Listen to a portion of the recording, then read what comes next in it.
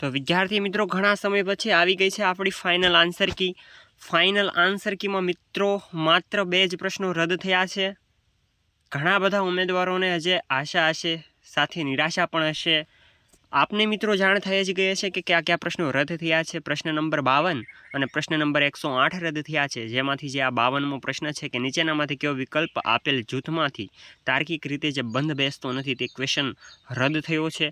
હવે પ્રશ્ન દીઠ મિત્રો તમને 1 માર્ક્સ મળવાપાત્ર છે. સાથે બીજો પ્રશ્ન મિત્રો તમે સ્ક્રીન પર જોઈ શકો છો. આ માત્ર 2 જ પ્રશ્નો મિત્ર આખા પેપરમાંથી રદ થયા છે. ઓકે, બીજું કે મિત્રો હવે આની પછી આવી તો ગયું છે, હવે શું કરી શકાય? ઘણા બધા ઉમેદવારોને આ જ સવાલ હશે કે હવે આગળ શું કરી શકાય. મિત્રો ફાઇનલ આન્સર કી આવી છે, એના ઉપરથી તમે હવે સમજી શકો છો કે ફાયદો કોને છે. જેને જે આ 52મો પ્રશ્ન ખોટો પડ્યો હોય તેઓને 1 માર્ક્સ મળશે, અને જો એ વિદ્યાર્થીને પોઈન્ટમાં માર્ક્સ ઘટતા હોય અથવા તો 1 માર્ક્સ ઘટતો હોય તો તેને મળી શકે 1.25 માર્ક્સ મળવાપાત્ર છે જો આ પ્રશ્ન 52મો છે એ ખોટો પડ્યો હોય તો. બાકી મિત્રો નુકસાન પાર્ટ એમાં એને છે કે જેઓને આ 52મો પ્રશ્ન સાચો પડ્યો છે અને ગણતરીમાં લીધો છે માર્ક્સમાં, તો તેવા ઉમેદવારોને આ માર્ક્સ એમનો એમ જ રહેવાનો છે. ઓકે, તેઓને કંઈ માઇનસ પ્લસ નથી થવાનું મિત્રો. આ સાથે મિત્રો ઘણું બધું દુઃખ તો થાય છે. જો મેં ઘણા સમય પછી વિડીયો મૂક્યો અને યાર ભરતી બોર્ડે છે ને મિત્રો ખરેખર અસંતોષજનક ઉમેદવારોને કહેવાય ને કે સામે નિર્ણય લીધો છે. બાકી ફાઇનલ આન્સર કી આવ્યા પછી નુકસાન કોને છે મિત્રો?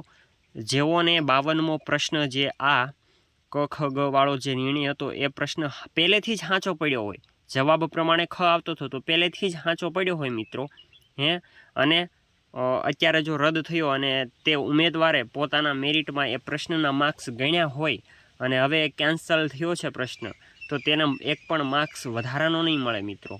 ઓકે, એ ખાસ ધ્યાન રાખજો મિત્રો. વ્યાકરણના 1 પણ પ્રશ્નો રદ નથી કરવામાં આવ્યા. વિચાર તો કરો, હસમુખભાઈ પટેલે પોતે સોશિયલ મીડિયામાં એક ચોક્કસ વિડીયો બનાવીને કહેવામાં આવ્યું હતું કે ભાઈ વ્યાકરણ આધારિત પ્રશ્નો નહીં પૂછવામાં આવે, અને છતાં પૂછી તો લીધા હાલો, પણ રદ પણ નથી કર્યા મિત્રો.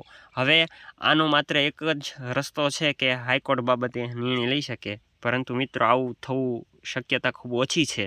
જો અત્યારે આપણા ચેરમેન મિત્રો છે ને હસમુખ પટેલ હોત ને તો આપણે કાયદેસરની આ પ્રશ્નને રદ કરવા પડે, પરંતુ અત્યારે આપણા જે પોલીસ ભરતી બોર્ડના ચેરમેન છે ને બદલી ગયા છે, આપણને બધાને ખબર છે.